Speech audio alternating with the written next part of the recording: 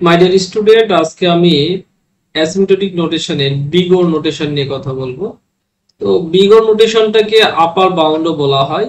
এটা হচ্ছে worst case যে কমপ্লেক্সিটি সেটা ক্যালকুলেশন অ্যাকচুয়ালি আমরা বিগ ওর নোটেশনটা ইউজ করি।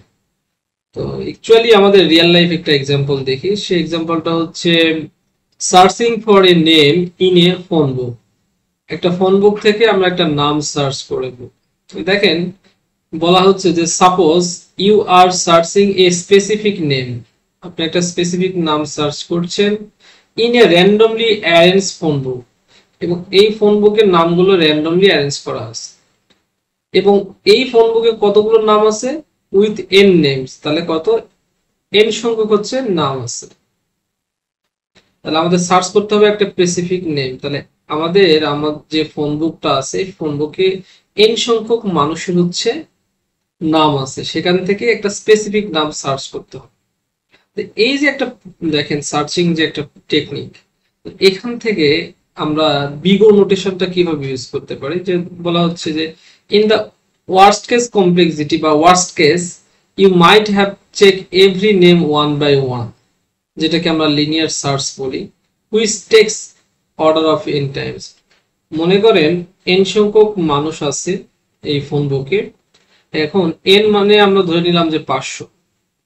তো কি করতে হবে, 1 থেকে শুরু করে 500 জন পর্যন্ত আমাদের সার্চ করতে হবে, এবং আমাদের যে স্পেসিফিক নেম সেটা কি হতে পারে একদম 500 নাম্বার যে সার্চ, সেই সার্চে গিয়েও আমরা কি করতে পারি, পেতে পারি। এই জন্য দেখেন আমরা এমনও হতে পারে যে মাঝখানেও পেতে পারি, বা 300 নাম্বার সার্চে গিয়েও হচ্ছে আমরা ওই স্পেসিফিক মানুষের নাম জানতে পারি, অথবা 450 নম্বর সার্চে গিয়েও পেতে পারি, অথবা প্রথমে সার্চ করে ওই নামটা পেতে পারি। তো এটা হচ্ছে আপার বাউন্ড, মানে কি যে একদম ওই মানুষের নাম যদি থাকে ওই ফোন বুকে, তাহলে আমরা এই 1 থেকে 500-র মধ্যে যে কোনো সার্চে আমরা পেতে পারি, কিন্তু সর্বশেষ যে সার্চ সেটা বাউন্ডারি কত, আপার বাউন্ডারি হচ্ছে 500। মানে 1 থেকে 499 পর্যন্ত সার্চে যদি আমরা না পাই, তার মানে 500 নম্বর সার্চে 100% পাবো, কারণ যদি ওই নামটা ফোন বুকে থাকে, আর আমরা জানি ফোন বুকে নাম আছে বলেই আমরা সার্চ করছি। এই জন্য আপার বাউন্ড যেটা বলা হচ্ছে যে আমরা ম্যাক্সিমাম বাউন্ডটা ধরে নেব, যে আমরা ধরে নিলাম যে 500 নম্বর সার্চেই পাবো, এর আগে পাইলে তো বেটার। তো এই জন্য বলা হচ্ছে যে আমরা এন সংখ্যক আমাদের ফোন বুকে নেম আছে, সেখান থেকে আমরা স্পেসিফিক একটা নেম সার্চ করব। তাহলে ওয়ার্স্ট কেসে বলা হচ্ছে যে আমাদের সার্চিং টাইমটা হচ্ছে অর্ডার অফ এন।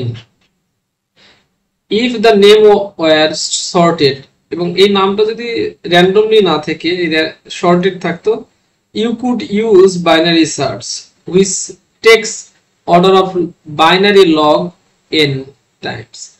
তাহলে আমাদের ফোন বুকে র্যান্ডমলি না থেকে যদি শর্টেড ডাটা থাকতো, নামগুলো শর্টেড লাইক ডিকশনারি অর্ডার অথবা অ্যাসেন্ডিং ডিসেন্ডিং অর্ডার যদি থাকে, তাহলে আমরা যদি বাইনারি সার্চ লিনিয়ার সার্চ না ইউজ করে বাইনারি সার্চ ইউজ করি, তাহলে আমাদের কমপ্লেক্সিটিটা হবে অর্ডার অফ বাইনারি লগ হচ্ছে এন, এন টাইমটা হবে। এটা হচ্ছে ওয়ার্স্ট কেস কমপ্লেক্সিটি।